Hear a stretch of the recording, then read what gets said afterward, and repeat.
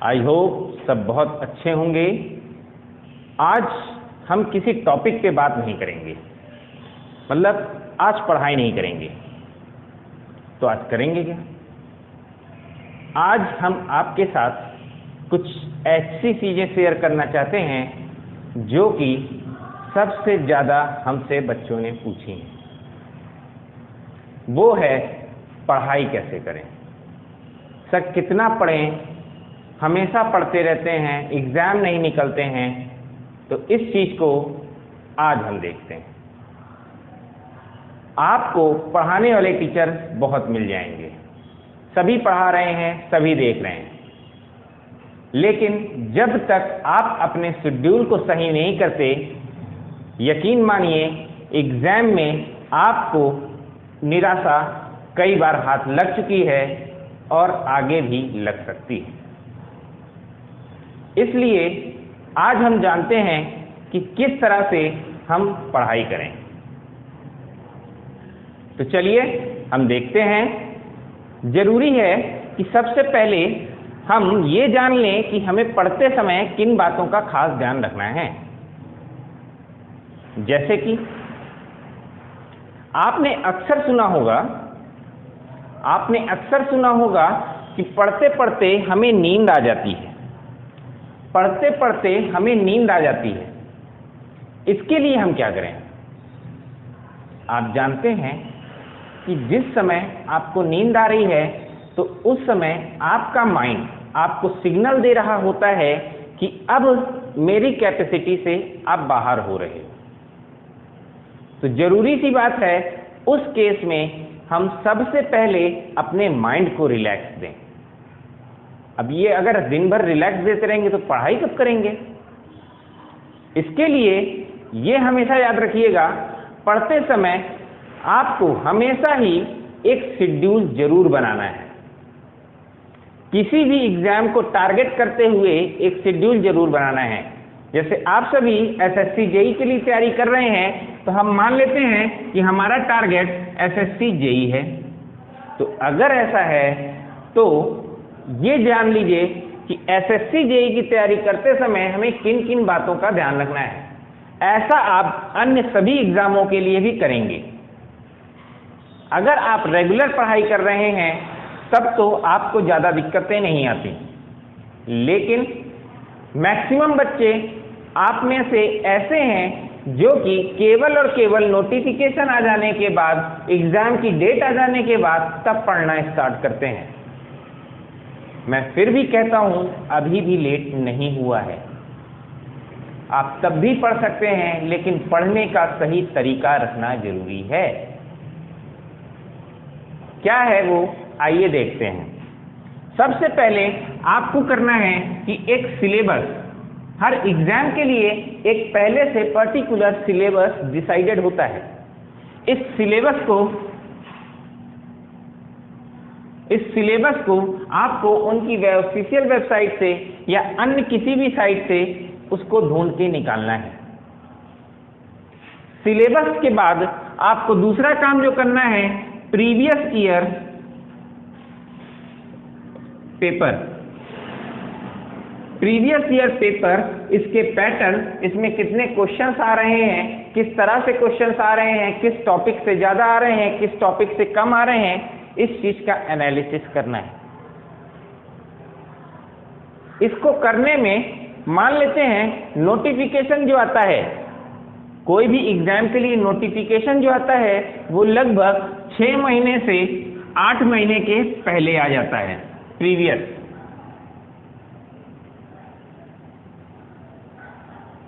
Notification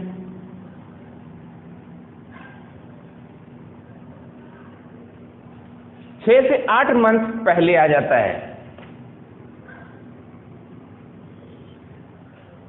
हम minimum लेके चलते हैं 6 मंथ टाइम पीरियड, कम से कम समय लेके चलते हैं और ज़्यादा से ज़्यादा तैयारी के लिए फॉलो करके देखते हैं।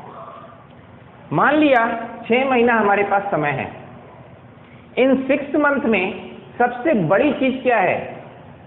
प्रीवियस ईयर पेपर और सिलेबस फाइंड करने में आपको मोस्टली ज़्यादा से ज़्यादा समय कितना लग जाएगा? मैंने मान लिया 5 डेज। मैक्सिमम एनालिसिस के लिए आपने 5 दिन निकाल दिए। 6 महीने में 6 त्रिक 18, 180 दिन तो जरूर होते हैं। 180 डेज में से 180 दिन में से 5 दिन आपने निकाल दिया, तब भी आपके पास 175 दिन रिमेनिंग है।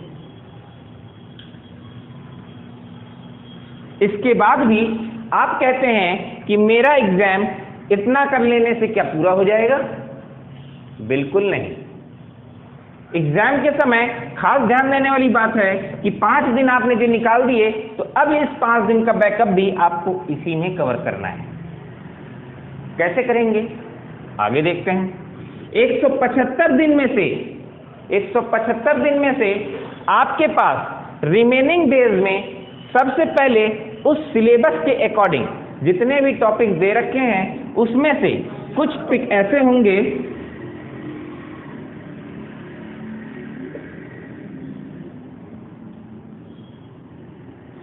उसमें से कुछ टॉपिक्स को आप 3 पार्ट में बांट सकते हैं, इजी पोर्शन, मीडियम इजी और हार्ड पोर्शन। जो आपको बिल्कुल नहीं आता और जो सबसे ज्यादा आता है, इस तरीके से आपने अपने सिलेबस को बांट लिया। सिलेबस को बांटने के बाद सबसे पहला काम आपको ये करना है, इजी पोर्शन में से भी आपको चेक करना है। सबसे पहले इजी पोर्शन आपको चेक करना है कि इसमें से कौन सा ऐसा टॉपिक है जो कि आपको कभी कभी अटकता है। उन पोर्शंस को उठा के आपको मीडियम में डालना है। इजी और हार्ड समझना तो आसान हो जाता है, मीडियम में साथ प्रॉब्लम आती है।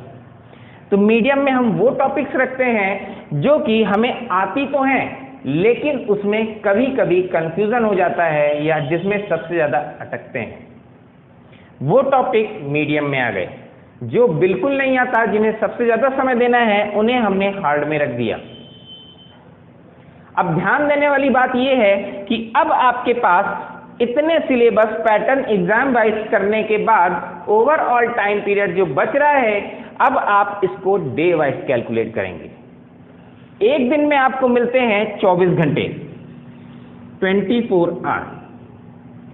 24 घंटे में से आप 6 से 8 घंटा सोने में निकाल देते हैं। रूम वाले लड़के हैं तो 99% लोग 10 घंटे सोने में बिताते हैं। इस समय को सबसे ज्यादा कम करने की जरूरत है और 10 घंटे के बजाय आप मैक्सिमम 8 आवर स्लीप, इससे ज्यादा आपको स्लीप नहीं लेनी है। सोने का समय आपका 8 घंटे से ज्यादा नहीं होना चाहिए। 8 घंटे सोने का मतलब ये होता है आप अपनी पूरी लाइफ का 1/3 हिस्सा सोने में बिता दिए। आगे जानते हैं, 8 घंटे की स्लीप के बाद आपके पास बचता है 16 घंटे। 16 घंटे बचते हैं रूम वाले लड़कों के लिए। जो बच्चे हॉस्टल्स में रूम लेकर के रहते हैं, वो लोग खासकर खाना बनाने में, कपड़ा साफ सफाई आदि में बहुत समय वेस्ट करते हैं। ये समय लगभग पूरे दिन में 4 से 5 घंटा चला जाता है। 4 से 5 घंटा चला जाता है। 4 से 5 घंटा मैंने कौन सा समय कह दिया? जिसमें आप खाना बनाते हैं, 2 टाइम खाना भी बना रहे हैं तो 1 से 1.5 घंटे का समय एक टाइम के लिए, तो 3 घंटा ऐसे ही हो गया। एक्स्ट्रा समय 1 से 1.5 घंटा हमने रख दिया है, वो आपके एक्स्ट्रा कामों के लिए है। 4 से 5 घंटे का समय इसमें चला गया। इसके बाद डेली रूटीन वर्क में आप जो लोगों के साथ समय बिताते हैं या एक्स्ट्रा कुछ भी करते हैं, 4 से 5 घंटा 11 घंटे खत्म हो गए। 11 घंटे के बाद आप उसमें से भी 2 घंटा मैं कह रहा हूं और निकाल दिया आपने। 9 आवर, 2 आवर मैंने क्या निकाल दिया? आप अक्सर मार्केट चले जाते हैं, दोस्तों के साथ समय बिताने लगते हैं। ये सारी प्रॉब्लम रूम वाले लड़कों के साथ सबसे ज्यादा रहती हैं। तो अब 2 घंटा आपने उसमें भी निकाल दिया, फिर बचा क्या? सारे समय तो खत्म होते चले जा रहे हैं। आपके पास पूरे दिन में केवल रह गए 9 घंटे।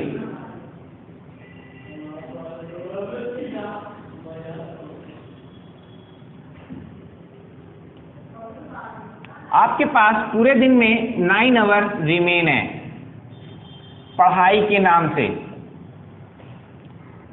मैक्सिमम लोग कहते हैं आपको 12 घंटे पढ़ाई करनी चाहिए, लेकिन अगर आप हॉस्टल वाले रूम वाले लड़के हैं, खाना खुद से बनाना है, साफ सफाई खुद से करना है, ऐसे कामों के बाद आपके पास इससे ज़्यादा समय नहीं बच पाता। यही हॉस्टल लाइफ है। अब इसी टाइम में आपको पढ़ाई करनी है। पढ़ाई करने के लिए सबसे पहले इन 3 इंटरवल को आप 3 पार्ट्स में बांट दीजिए। इन समय को 3 पार्ट्स में बांट दीजिए। वो 3 पार्ट्स कौन कौन से होंगे? पहला पार्ट हमेशा ही रिवीजन के नाम से होगा। पहला पार्ट हमेशा ही रिवीजन के नाम से होगा। दूसरा पार्ट इजी टॉपिक के नाम से होगा। जो आपको इजी लगता है टॉपिक, उन टॉपिक्स को पढ़ने के नाम से। और तीसरा पार्ट आपको हार्ड टॉपिक के नाम से होगा।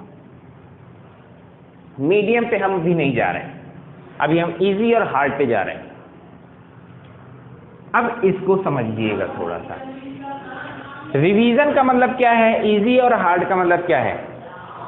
इन इंटरवल्स में आप हमेशा पढ़ाई करते हैं। इतने टाइम इंटरवल में आपकी एक्चुअल पढ़ाई होती है, लेकिन ये जो रिवीजन टाइम इंटरवल है ये इतना इंपॉर्टेंट है कि इसके बगैर आप कोई भी एग्जाम नहीं निकाल सकते।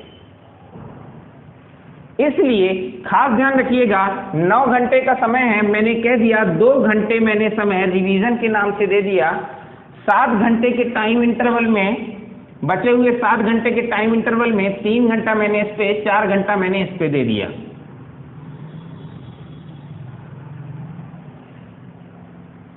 क्या दे दिया मैंने? 3 घंटा समय इधर दे दिया, 4 घंटा समय मैंने इधर दे दिया, 2 घंटे का समय इधर है। Revision time, easy time, hard time. याद रखिएगा, कोई भी शेड्यूल बनाइए, कैसा भी शेड्यूल बनाइए, रिवीजन का समय उसमें देना बहुत जरूरी है। रिवीजन का समय उसमें देना बहुत जरूरी है। मान लिया आप अगर दिन भर में केवल 4 घंटे पढ़ पाते हैं, केवल 4 घंटे पढ़ पाते हैं, तो इसमें से भी आपको 1 घंटा आपको रिवीजन में और 3 घंटे न्यू स्टडीज में पढ़ना चाहिए। इससे होगा क्या? आप अक्सर बैठते हैं कॉपी किताब लेकर के और सबसे पहले आपको नींद आना स्टार्ट हो जाती है। कारण, क्योंकि आप तुरंत नया ऐसा टॉपिक उठाते हैं जिसके कारण आपका माइंड उसको नए को एक्सेप्ट करने में थोड़ा समय लेता है, ज़्यादा मेहनत करता है। तो जब वो ज़्यादा मेहनत करता है, जल्दी थक जाता है, तो नींद आपको तेजी से आती है। इसके लिए जरूरी है कि आप सबसे पहले जो भी पढ़ना समय स्टार्ट करें, पढ़ने का जो भी टाइम स्टार्ट करें, उसमें 1 घंटे का समय रिवीजन के नाम से दें। या जितने भी समय में आप पढ़ रहे हैं, जितने भी समय में आप पढ़ रहे हैं, वो समय आप रिवीजन के नाम पे दें। रिवीजन का मतलब क्या है, इसको थोड़ा सा समझ लीजिएगा। अगर आज आपने कोई टॉपिक पढ़ी और वो टॉपिक पढ़ने के बाद आपको लगता है कि अगर आप इसको नेक्स्ट डे दोबारा पढ़ेंगे तो कुछ समय जरूर लेंगे। मतलब कि आज हमने इस टॉपिक को पढ़ने में 4 घंटे का समय लगाया था, मान लेते हैं, तो कल जब आप इसको रिवीजन करेंगे तो इसको पढ़ने में कितना समय लगेगा? पहले से कम, हाफ कर दिया मैंने, लगभग 2 घंटे का समय। इतना पूरा पढ़ने में आपको 2 घंटे का समय लगेगा ही लगेगा। आगे समझिएगा, 2 घंटे का समय जब आप नेक्स्ट डे पढ़ेंगे, इसके अगले दिन, तो ये समय घट करके 1 घंटे पे आ जाएगा। इसी तरह से जब अगर आपकी रिवीजन की आदत रहेगी, तो आपने अक्सर देखा होगा एग्जाम टाइम पे जाते समय जो आप लास्ट टॉपिक पढ़ के भी जाते हो, तो भी वो आपके दिमाग में हमेशा रिकॉल बना रहता है, हमेशा याद रहता है। कारण, यही कारण है कि वो रिवीजन का आपको तुरंत, मतलब आपकी कैप्चरिंग एबिलिटी उस समय बहुत हाई हो जाती है। 1 घंटे का समय वो घट के ज़्यादा से ज़्यादा 5 मिनट से 15 मिनट पे आ जाएगा। 4 घंटे की टॉपिक आप 5 मिनट से 15 मिनट में रिकॉल करने लगोगे। रिवीजन। इसी तरीके से नेक्स्ट डे आपने फिर कोई टॉपिक पढ़ी, अब अगले दिन इसका समय कम हुआ था रिवीजन में, इसका जो बचा हुआ समय है वो इसके टॉपिक के रिवीजन में आ गया। वैसे ही अगले दिन की जो टॉपिक होगी वो नेक्स्ट डे में इसमें 2 टॉपिक एक साथ रिवीजन में आ गई, एक इसके कारण 1 घंटा और दूसरे वाले के कारण 1 घंटा और तीसरे वाले के कारण। इस तरह से इसका जो भी रिवीजन का इंटरवल है वो हमेशा रिमेन कांस्टेंट बना रहेगा और रिवीजन आपका टॉपिक का नंबर ऑफ टॉपिक्स रिवीजन की हमेशा ही बढ़ती चली जाएंगी। इसीलिए रिवीजन बहुत जरूरी है। किसी भी चीज को पढ़ते समय सबसे पहला समय आप देंगे रिवीजन के ऊपर। रिवीजन करने से होगा क्या कि जैसे जैसे ये घटता चला जा रहा है, अब आपका माइंड, जब आप पढ़ने बैठे हैं आपका माइंड नॉर्मल चीज़ों से, हल्की चीज़ों से स्टार्ट होता है। मतलब मशीन को कोई भी आप चालू करते हैं तो पहले वो गर्म होती है, फिर हैवी लोड उठाती है। तो इसीलिए उस मशीन को, मतलब अपने मेंटल को आप उस हिसाब से बना रहे हैं रिवीजन के थ्रू कि लगता है अरे बहुत तो ईजी हो गया। अब दिमाग हमारा एग्रेसिव हो जाता है और तेजी तेजी से पढ़ना स्टार्ट कर देता है और जल्दी जल्दी काम करना चालू कर देता है। जैसे जैसे ये कैपेबिलिटी आपकी बढ़ती है तो जब आपका पूरा माइंड एबल हो जाता है इतने टाइम इंटरवल के लिए जितना आपने रिवीजन दे रखा है, रिवीजन का समय, उतने टाइम इंटरवल के बाद वो किसी भी चीज को, अब नई चीजों को पढ़ने के लिए, कैप्चर करने के लिए रेडी हो जाता है। नई चीजें जब आप पढ़ेंगे तब आपको जल्दी फिर नींद नहीं आएगी। चलिए, ये तो समझ में आ गया कि रिवीजन के फायदे क्या हैं। अब हम जानते हैं कि नींद बार बार आ रही है तो इसके लिए हम क्या करें। सबसे पहली चीज, आप बैठना चालू करें। आपको बैठ के पढ़ाई करनी है। किसी भी जगह पे बैठ के आप पढ़ाई कर रहे हैं तो वो जगह आप एक फिक्स नहीं रखेंगे। जगह को बदलते रहने से, अभी मैं इस जगह बैठा हूं, थोड़ी देर बाद जब पढ़ाई करते करते नींद या बोरिंग सा लगने लगा तो मैं बदल के इस जगह आ गया। थोड़ी सी चेंज से आपका माइंड फिर से रिन्यू हो जाता है और तुरंत एबिलिटी को वापस अपने कैप्चर कर लेता है। जो धीरे धीरे डल हो रहा है वो फिर से उसको गेन कर लेता है। इसका फायदा आपको ये मिलता है कि पढ़ते समय आप ज्यादा लंबे समय तक बैठ सकते हैं। सबसे खास बात, आज के लिए ये टॉपिक यहीं खत्म करेंगे और ये जानेंगे, अगर आप चाहे जितने भी ऊंचे बन जाएं, चाहे जितनी भी सक्सेस हासिल कर लें, अपने अपनों से साथ हमेशा बनाए रखें।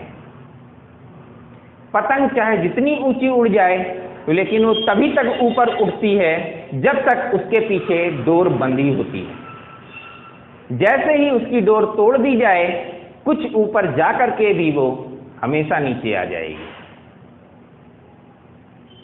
तो आज के लिए हम यही खत्म करेंगे।